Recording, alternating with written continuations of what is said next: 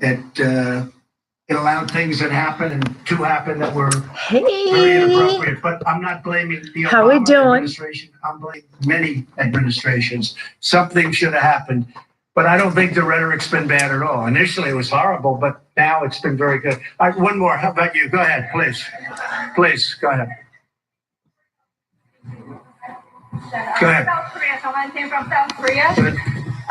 Channel A, Jongailbo, South Korean media one here. I'd like to ask you, you said that we do not particularly know when they will be, North Korean leader will be willing to come to the table and take the actions that's been required.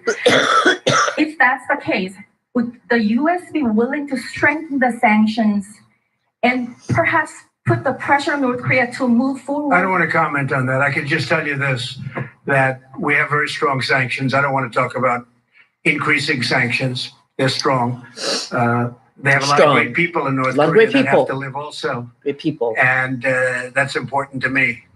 And I would say this, my whole attitude changed a lot because I got to know, as you know, Chairman Kim very well. And they have a point of view also. So I don't want to really talk about that. I just think that hopefully for the sake of South Korea, for the sake of Japan, and frankly, for the sake of China, I was talking to President Xi, who really is a man that gets the respect of a lot of people.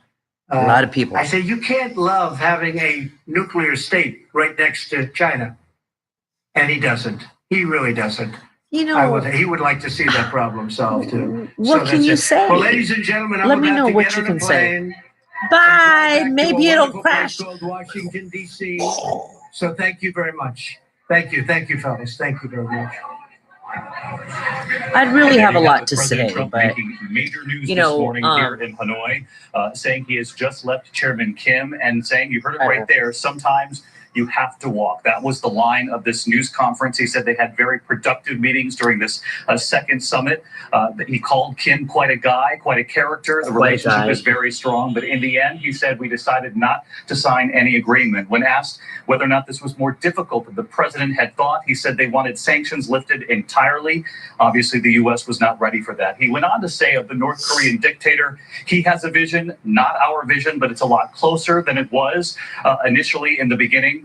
But make no mistake here, the major headline out of Hanoi at this hour being seen all over the world is that there has been no agreement reached at this time. Sarah Sanders of the White House saying beforehand that their respective teams look forward to meeting again in the future. I want to get to our Chief White House correspondent, Jonathan Karl, who's been monitoring this with me here in Hanoi. John, on the breaking news of